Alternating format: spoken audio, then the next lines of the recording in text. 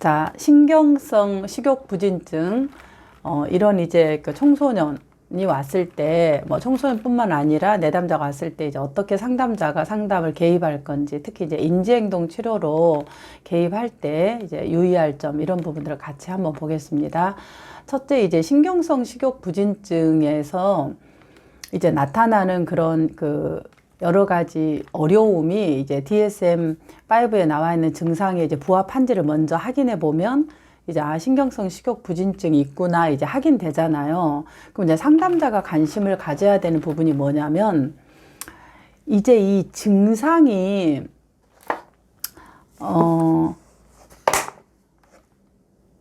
이제 살이 빠지니까 다이어트를 하니까 증상이 이런 거죠. 지금 이거를 이제 그 내담자의 모습이라고 본다면 내담자의 모습에서 보여지는 증상이 예를 들어 이제 이게 뭐 이렇게 마스크라고 생각해 봅시다. 그러면은 사실 이게 식욕성 식욕 부진증이에요. 그러면 이 부진증 아래에 있는 심리는 어떤 심리인가?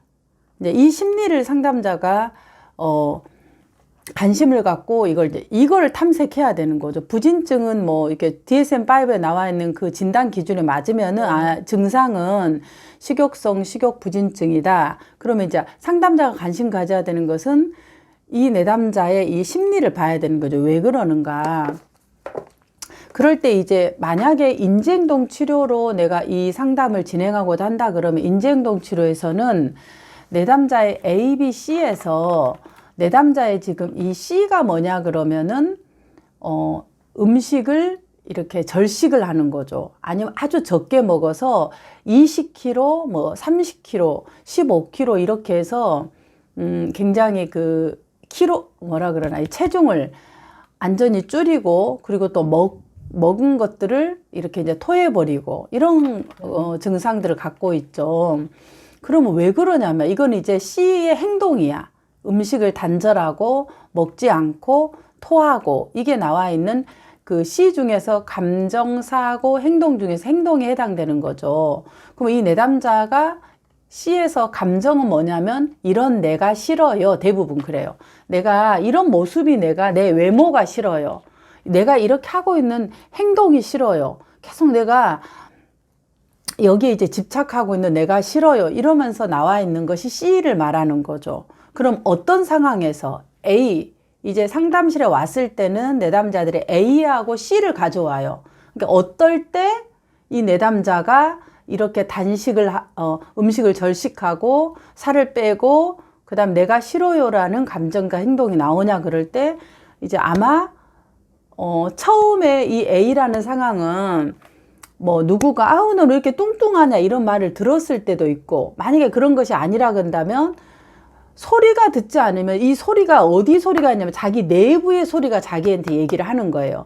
그러니까 이 소리가 외부의 사람들이 소리를 해서 아유 왜 이렇게 뚱뚱해 넌 네 몸 관리도 못하고 못생긴 게 몸까지 뚱뚱하네 이렇게 이제 소리를 들어서 이렇게 살을 뺄 수도 있고 이 소리를 듣지 않았다 그러면 상담자가 관심 가져야 될 이 A 상황은 그렇다면 너 스스로 뭔가를 평가를 했네. 이게 내부 소리죠. 그럼 내부 소리에 어떤 소리냐 그러면 대부분 왜 이렇게 너는 못생겼냐.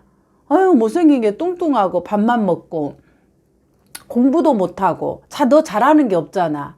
그러면은 외모라도 이뻐야 되는데 외모도 네가 바꿀 수 없다면 몸은 네가 바꿀 수 있잖아. 이런 이제 예를 들자면 이런 신경성 식욕 부진증을 어려움을 갖고 있는 그 내담자들 안에서 자기 내부의 그런 소리들이 있다는 거죠. 그래서 그런 소리가 어떨 때 그런 소리가 들릴 때 절식을 하고 안 먹고 뭐 내가 싫다고 한다든지 뭐 그래서 우울하고 또 이제 그게 반복이 되다 보면 우울하고 또 뭐 자살 사고까지 있게 되고 이런 이제 A하고 C가 나오는 거죠. 그게 보통 상담실에 가져온 상황이다.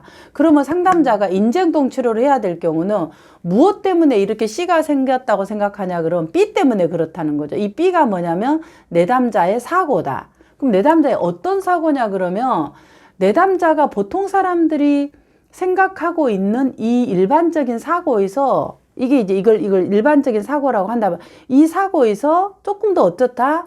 조금 더 벗어났다. 우린 그걸 이제 뭐 왜곡이라고 얘기하죠. 혹은 비합리적 신념이다. 이렇게 얘기를 해요. 그 B가.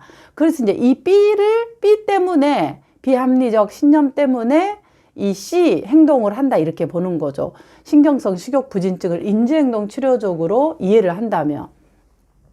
그렇다면 이 B를 이제 볼 때 이 내담자가 어떤 사고를 갖고 있나를 봐야 돼. 그게 대부분 이제 비합리적 신념이라는 게 인지 오류잖아요. 흑백 사고 있는지 아니면 뭐가 있는지 어떤 건지 이런 많은 부분들이 있기 때문에 그런 것들이 이제 찾아내는 거죠. 근데 이제 이런 비합리적 신념이 제가 이래요 이렇게 얘기한 내담자가 없어요. 그러니까 상담사가 이걸 탐색해 나갈 때 이런 행동을 할 때, 행동을 하게 될 때 머릿속에서 떠오르는 생각이 있어요. 그게 자동적 사고예요. 처음에 떠오르는 생각. 이 굉장히 강렬한 감정, 이런 감정이나 행동을 하게 될 때 머릿속에 스치는 생각이 자동적 사고다. 그래서 그때 떠오르는 생각이 뭐니? 이렇게 해서 이제 찾아보면은 아까 말했던 그런, 나는 이렇게 못생겼다. 나는 좀 이상하다. 사람들이 나를 싫어할 거다. 이런 이제 자동적 사고가 있다는 거죠. 그럼 그런 것의 의미는 뭐니?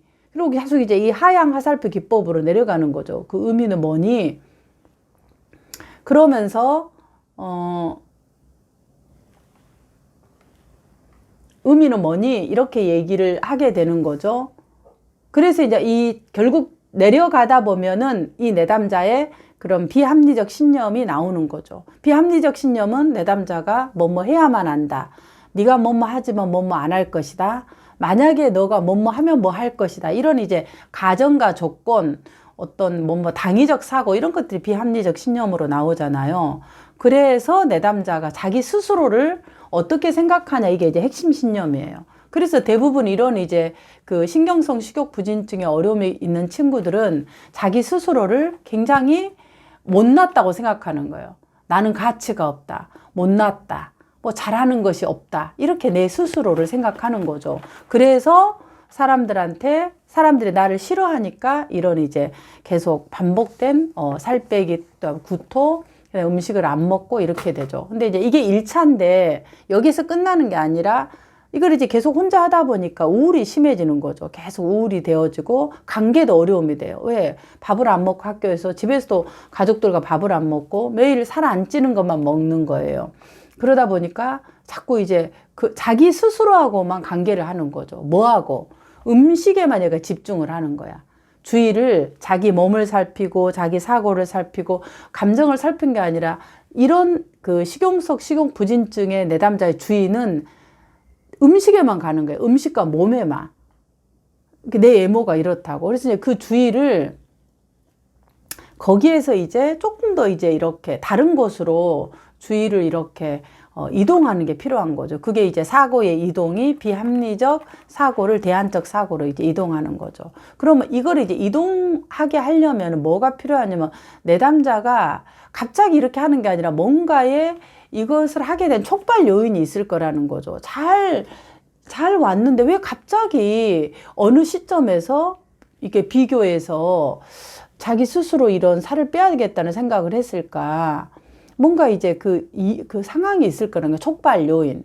그거를 조금 더 탐색해 보면 대부분 이 촉발 요인은 굉장히 스트레스 사건과 관련이 있잖아요. 그 스트레스 사건이 이제 외부적인 스트레스 사건도 있을 수 있고 아니면 외부적 스트레스 사건에 내가 반응하고 있는 나의 태도일 수 있고 되게 이제 다양하기 때문에 그런 부분을 살펴보는 것이 필요할 것 같아요. 전체 이제 그림에서. 그러면 상담자가 이제 궁극적으로 해야 되는 것은 이 내담자의 비합리적 신념을 그러지 않는 이제 사고로 바꿔야 되는데 이게 쉽지가 않아요. 그래서 어떻게 하냐 그러면 자동적 사고를 탐색하고 비합리적 신념을 탐색하면서 내담자 밑에 있는 자기에 대한 생각, 이 핵심 신념을 조금 더 바꾸는 것이 빠를 수 있어요. 그럼 어떻게 바꾸냐 그러면 내담자에게 자기 스스로에 대한 외모가 자기 비하를 하죠. 나는 못생겼다, 못났다 이렇게 생각해요. 그런데 어느 시점에 보면 이 내담자가 자기에 대해서 만족하게 느껴질 때가 있어요. 그 만족했던 시절로 되돌아가서 그때는 어떻게 해서 너가 자유로웠는지, 그때는 왜 어떻게 해서 만족스러웠는지 그 시절로 돌아가서 자기가 행복하고 만족했던 데를 찾아봐요. 그러면서 만족했던 데를 우리가 기억하고 행복했던 곳을 찾아보면 내가 잃어버렸던 나의 셀프가 과거에 이랬다라는 것들을 상기시키는 거예요. 상기시키는 거죠. 상기시키면은 이제 그런 감각이라든가 자기의 셀프가 살아나게 돼요.